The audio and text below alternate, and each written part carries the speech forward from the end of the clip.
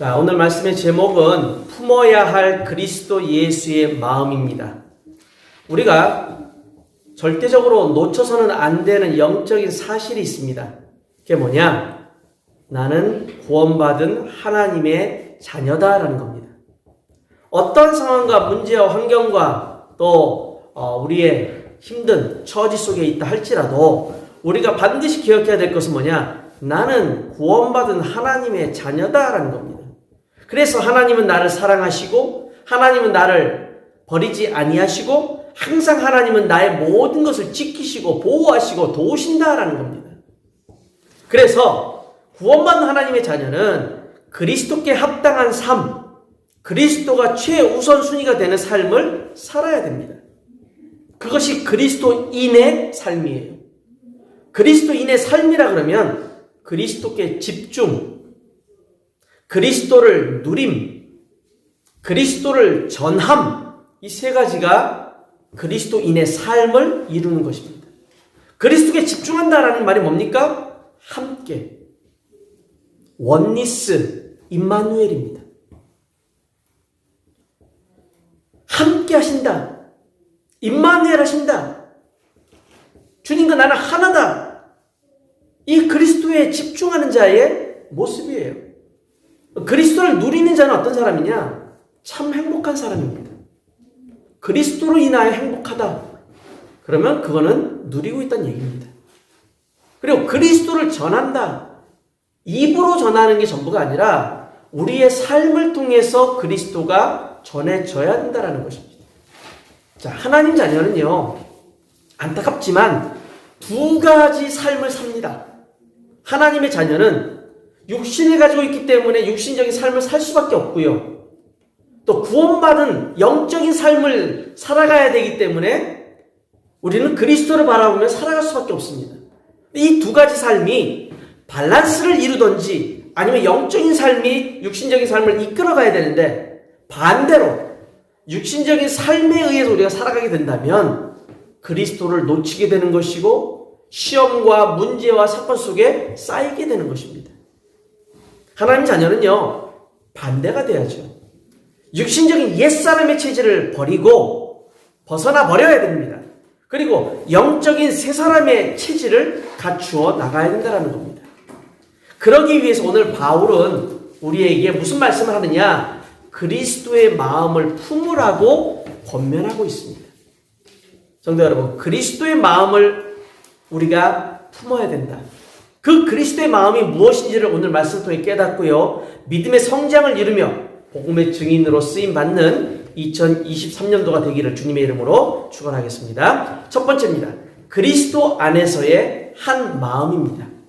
오늘 1절과 2절 말씀을 보면 그러므로 그리스도 안에 무슨 권면이나 사랑에 무슨 위로나 성령의 무슨 교제나 긍휼이나 자비가 있거든 마음을 같이 하여 같은 사랑을 가지고 뜻을 합하여 한 마음을 품어라고 쓰여져 있습니다. 여기에 강조되는 바가 뭐냐? 그리스도 복음에 합당한 영적인 하나됨이라는 겁니다. 영적으로 하나 되어야 된다. 그리스도 안에서 마음을 같이 하고 같은 사랑으로 뜻을 합하여 한 마음을 품으라라고 바울은 얘기합니다. 즉 바울은 그리스도 안에서 영적으로 하나가 되라라고 강조하는 거예요. 교회 공동체 내에서 특별히 교회 공동체 안에서 바울은 영적으로 하나가 되라라는 것을 강조합니다. 그렇다면 왜 이렇게 강조를 할까요? 그것은 빌립보 교회가 한편으로는 많은 부분에 있어서 은혜를 누리고 또 복음을 증거하는 바울을 돕고 복음사역, 이 전도와 선교사역에 함께한 교회였지만 또 다른 한편으로서는 교회 내에 갈등과 불화가 있었습니다.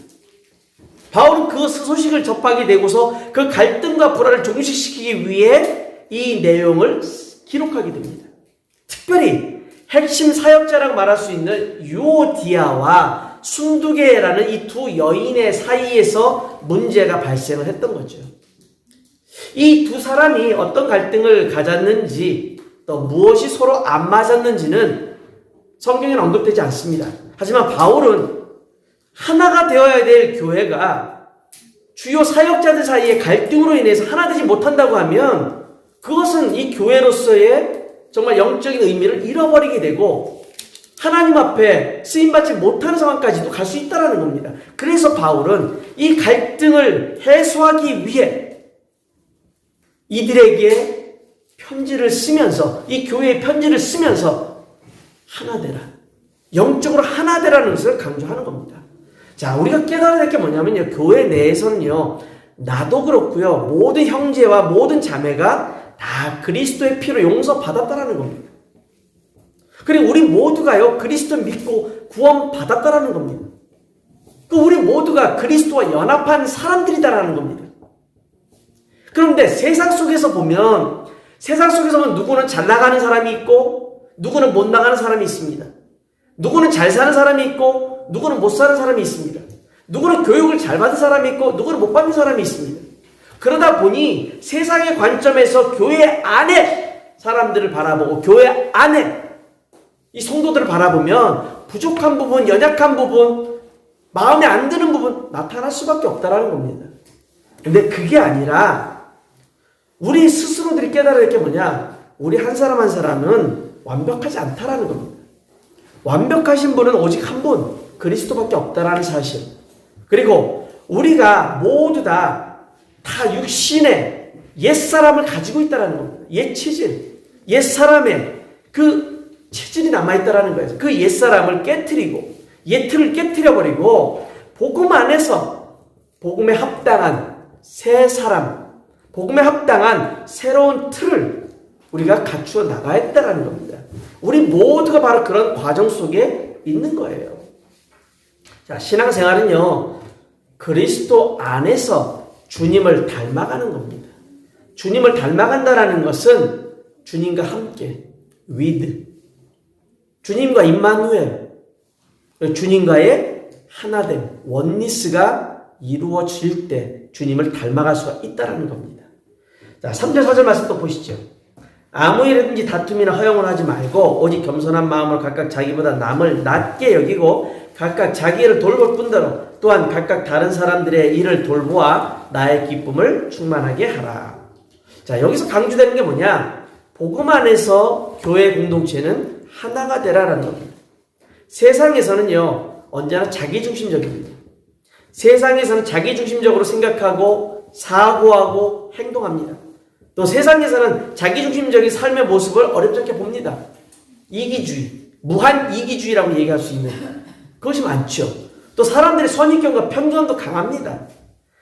그리고 사회가 어떻게 바라보고 있는가, 사회가 어떻게 평가하는가, 그것에 많은 신경을 씁니다. 특별히 한국 사람들은 남이 무슨 말을 할까, 남이 무슨 생각을 할까, 남이 나를 어떻게 평가할까, 굉장히 거기에 신경을 많이 쓰죠. 그런데 이 교회 공동체는요, 자기중심적인 사고와 행동을 하는 것이 아닙니다. 언제나 모든 기준은 하나님 기준입니다. 하나님이 기준이 돼야 돼요. 그래서 하나님의 눈과 하나님의 관점으로 바라보고 생각하는 것이 중요하다는 겁니다. 바울은 특별히 하나님 앞에서 겸손을 강조합니다. 이 하나님 앞에서 겸손이란 말은 나를 낮춘다라는 겁니다. 나를 낮춘다. 하나님 앞에서의 겸손이 되어지게 되면 사람들과의 관계 속에서도 겸손이 이루어진다라는 겁니다. 저절로 이루어지는 거예요. 그래서 그리스도 안에서 다른 형제를 나보다도 더 낮게, 더 높게 여기고 자기 일을 돌보듯이 다른 형제의 일을 돌봐주라고 바울은 얘기합니다. 물론 감당할 수 없는 일들도 있습니다. 그러나 최소한 우리가 해줄 수 있는 것이 뭐냐? 기도해 줄 수 있다는 거죠. 중보의 기도. 함께 마음을 둘 수 있는 중보의 기도. 그것이 중요하다는 겁니다. 하나님께서는 한 영혼이 천하보다 귀하다라는 그 그리스도의 마음을 가지고 계십니다. 이 그리스도의 마음은요, 한 영혼이 천하보다 귀하다라는 걸 얘기를 하는 거예요. 그렇기 때문에 우리 형제자매들이나 불신자들을 바라볼 때에도 우리가 주님의 눈으로 바라보게 되면 복음을 몰라서, 복음이 없어서 안타깝고 참 딱하지요. 못 깨닫는 거 보면 참 마음 아프지요. 그렇다고 내버려 둘 수 없는 노릇이고 어떻게 됩니까? 그리고 생각날 때마다 기도해 주는 겁니다. 생각날 때마다 기도해 주고 생각날 때마다 중보로 함께 해주고 만나게 되면 들어주고 영적으로 조언해주고 그래서 그 사람이 주님 앞에 올바로 설 수 있도록 우리가 최선을 다해서 도와줄 수밖에 없다는 겁니다. 그것이 한 영혼을 천하보다 귀하게 여기시는 그리스도의 마음을 가지고 우리가 행할 수 있는 우리의 삶의 모습이 될 수 있다는 겁니다. 성도 여러분, 그리스도의 마음, 이 겸손한 마음으로 영혼을 살리는 일에 쓰임받는 우리 모두가 되기를 주님의 이름으로 축원합니다. 두 번째, 생명 살리는 그리스도의 마음입니다.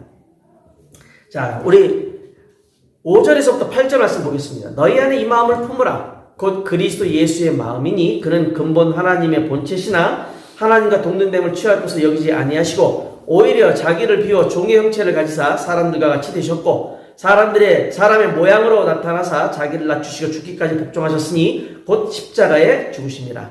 아멘. 자, 여기 보면 5절에 그리스도 예수의 마음이라는 표현이 나옵니다. 여기서 우리가 그리스도 예수의 마음이라고 하는 것을 살펴보면요, 이 마음이 그냥 단순하게 마음을 의미하는 것이 아닙니다. 이 마음이라는 의미 속에는 생각도 들어가고요, 사고방식도 들어가게 되고 견해, 판단, 태도, 감정 등 많은 것이 포함이 되어 있습니다. 한마디로 말하면 그리스도께서 가지셨던 전 인격적인 모든 것을 의미하는 것이 바로 마음이라는 얘기입니다.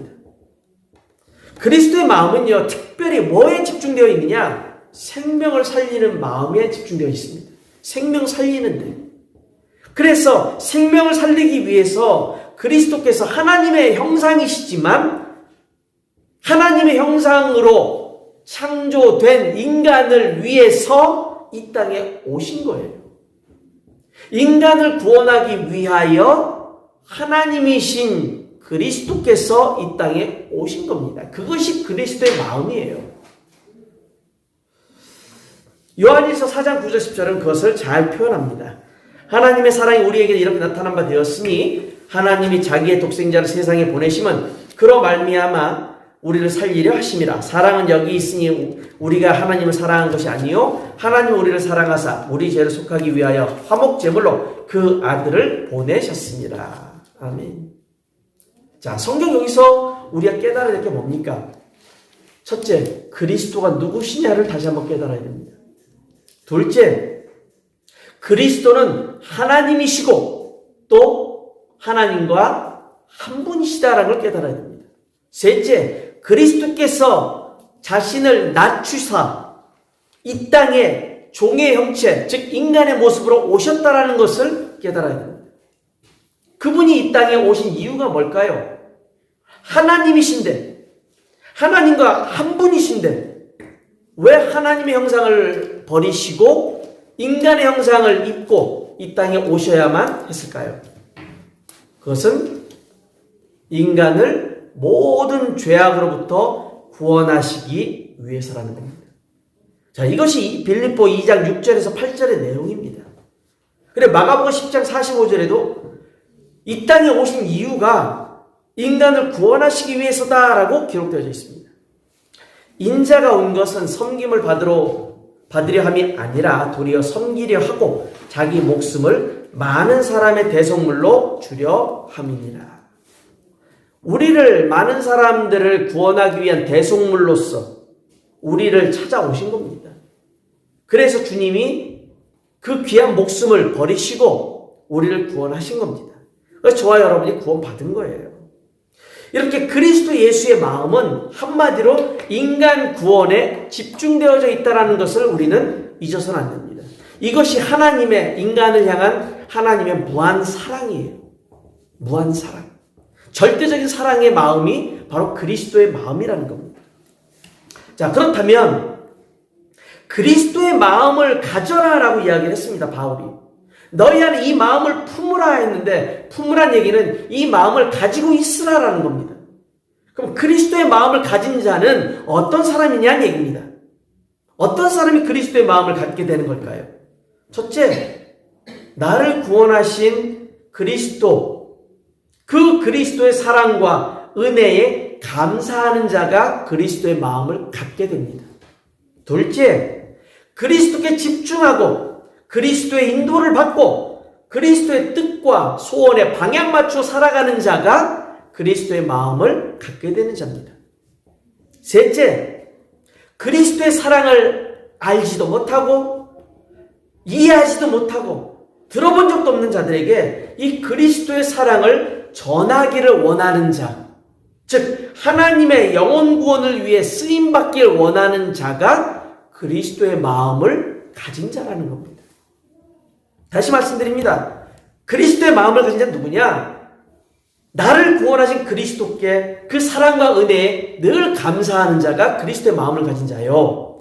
또 그리스도께 집중하고 그리스도의 인도를 따라가며 그리스도의 뜻과 소원에 방향 맞추며 살아가는 자가 그리스도의 마음을 가진 자요. 그리스도를 들어보지 못한 자에게 이 그리스도의 사랑을 전하고 싶어하는, 즉 영혼 구원을 위해 쓰임받기를 원하는 자가 그리스도의 마음을 가진 자라는 겁니다. 자, 그러한 그리스도의 마음을 가진 자들 하나님은 그냥 놔두실까요? 아닙니다. 하나님은 축복하십니다. 어떻게 축복하시느냐? 그리스도를 축복하시듯이 그리스도의 마음을 가진 자들도 하나님은 축복하신다는 거예요. 자, 말씀을 보죠. 9절에서부터 11절 말씀 보시죠. 이러므로 하나님이 그를 지극히 높여 모든 이름 위에 뛰어난 이름을 주사 하늘에 있는 자들과 땅에 있는 자들과 땅 아래에 있는 자들로 모든 무릎을 예수의 이름에 꿇게 하시고 모든 입으로 예수 그리스도를 주라 시인하여 하나님 아버지께 영광을 돌리게 하셨느니라. 아멘. 하나님은 인간 구원을 위해 십자가에 돌아가신 예수 그리스도를 최고로 높이셨습니다. 그리스도의 마음을 가지고 생명 구원을 위해 방향 맞추는 모든 자들을 하나님은 그리스도를 높이심과 같이 동일하게 최고로 높이시고 존귀한 자로 만들어 가십니다. 그래서 이 세상에서요, 그리스도의 마음을 가진 자는요, 하나님의 은혜와 평강, 하나님 주신 축복을 누리다가 삶을 마감하겠죠. 또 죽은 다음에 어떻게 되겠습니까? 천국의 시민으로서 주님 곁에서 항상 영원히 함께하는 축복을 또 누리게 되는 것입니다. 이처럼 그리스도의 마음, 생명 구원을 위한 이 마음을 가지고 있는 자들에게 하나님은 최고의 응답과 최고의 은혜와 최고의 축복을 함께 하시고 또 그 축복이 끊이지 않도록 세세 무궁토록 하나님은 축복을 우리에게 베푸신다라고 바울은 말하고 있습니다. 성도 여러분, 하나님의 축복을 온전히 누리고 충만히 누리고 그리스도의 마음을 가진 모든 증인으로 살아가시기를 주의 이름으로 축원드립니다. 결론입니다. 게임 좋아하시죠? 컴퓨터 게임, 온라인 게임, 또 스마트폰으로 게임 같은 걸 많이 합니다. 이게 단순히 게임을 즐기는 것도 있지만 게임의 여러 가지 규칙들이, 게임에 대한 여러 가지 이론들이 있습니다. 그 중에 몇 가지 우리에게 잘 알려진 것들만 한번 이야기를 하고자 합니다. 치킨 게임이란 말 들어보셨습니까? 치킨 게임. 이거는요, 영화 이유 없는 반항이라는 그 영화에서 이 치킨 게임의 모습이 잘 나타나는데, 이게 무슨 말이냐? 서로 양보를 안 해요. 서로 갈등을 해결하기 위한 방법으로 위험한 방법을 택합니다. 극단으로 치닫는 거예요. 근데 극단에 한 사람이 양보해버리면 문제는 해결되어 버립니다. 근데 양보를 안 해요. 자존심 싸움. 그래서 서로를 막 욕합니다. 서로를 자극합니다. 끝까지 자극해서 목숨 걸고 싸우게끔 만듭니다. 그러다가 내가 피하면 겁쟁이라고 얘기합니다. 영어에서 치킨 그러면은 그 치킨이란 말은 겁쟁이를 의미합니다. 겁쟁이는 낙인 찍히는 거예요. 그게 싫으니까 자존심 싸움을 하는 거죠. 그렇게 해서 결국 어떤 의미가 되느냐? 결국 파멸로 둘 다 파멸의 길을 걸을 수 있다라는 겁니다. 그걸 빗대서 말하는 것을 치킨 게임이라고 얘기합니다. 둘이 같이 망하는 것. 자, 영화로도 나왔습니다. 헝거 게임이라는 말이 있어요. 헝거 게임. 이 헝거 게임은 어디서 유래를 했느냐? 미국의 여류 작가인 수잔 콜린스라는 이 여류 작가가 3부작의 작품을 썼습니다. 그 작품의 제목이 헝거게임이에요. 헝거게임. 이 헝거게임의 내용은 뭐냐? 내가 살아남기 위해서는 다른 사람을 밟고 올라가야 돼요. 나의 생존을 위해서. 동일한 조건으로 내버려 둡니다. 근데 내가 살기 위해서는 어떻게 되느냐? 다른 사람을 밟아야 돼요. 심지어는 다른 사람을 죽여야 된다는 겁니다. 내가 살기 위해서. 그 결과 나는 살아남을 수 있지만 다른 사람들은 죽게 되는 거예요. 오직 나를 위한 싸움이 되는 거죠. 오직 나를 위한 게임이 되는 거예요. 내가 살기 위한 게임. 자, 그런데 이런 게임만 있는 것이 아니라 윈윈 게임이라는 것이 있습니다. 윈윈 게임. 이 윈윈 게임이란 건 뭐냐? 한마디로 상생, 서로 살아난다는 얘기예요. 나도 살고 상대방도 살고. 이 윈윈 게임이 이 비즈니스 하는 사람들, 이 기술력을 가지고 있는 회사들이 적용이 많이 됩니다. 내가 살아남기 위해서 헝거게임을 하는 사람들도 많고, 서로 너 죽고 나 죽고 같이 죽자 해가지고 싸우는 치킨 게임 하는 사람들도 많지만, 정말 똑똑한 사람들은 뭘 하느냐? 윈윈 게임을 합니다. 서로에게 부족한 부분을 같이 협력해서 그 부족함을 메꿔 나가는 거예요. 그래서 나도 매출을 올리고 상대방도 매출을 올리고 서로 같이 독선이 아니라 아집이 아니라 함께 살아남자라는 겁니다. 그것이 윈윈 게임이에요. 나도 살고 남도 산다. 자, 영적인 부분에서 우리는 어떤 게임을 해야 됩니까? 당연히 우리는 윈윈 게임을 해야 됩니다. 서로 살아남는 게임을 해야 됩니다. 복음은 살리는 거라고 했습니다. 자, 내가 복음을 전함으로 인해서 나는 하나님의 축복을 누리고 은혜를 더 풍성하게 누리며 내 삶이 살아나게 됩니다. 내 삶이 더욱더 은혜 가운데 풍성해지는 겁니다. 그럼 나를 통해서 복음을 듣는 사람, 복음을 듣고 구원받는 사람은 어떤 일이 벌어집니까? 그 사람은요, 구원의 축복을 누리는 거예요. 하나님의 자녀된 축복을 누리는 거예요. 인생이 변화되는 거예요. 이제 영적인 삶을 살 수 있는 은혜를 갖게 된 거예요. 그리스도의 인도함을 받는 삶을 살게 된 거예요. 그 사람도 윈한 거죠. 전도자는 복음을 전함으로 말미암아 하나님의 은혜와 축복을 누리게 되는 것이요. 복음을 듣는 자는 믿음으로 말미암아 구원받고 하나님 자녀가 되고 인생이 변화되고 축복의 길을 걸어갈 수 있다는 사실입니다. 그것이 윈윈이 아니고 뭡니까? 우리는 하나님의 은혜로 구원받았습니다. 누군가가 나에게 복음을 전해줬기 때문에 내가 구원받은 거예요.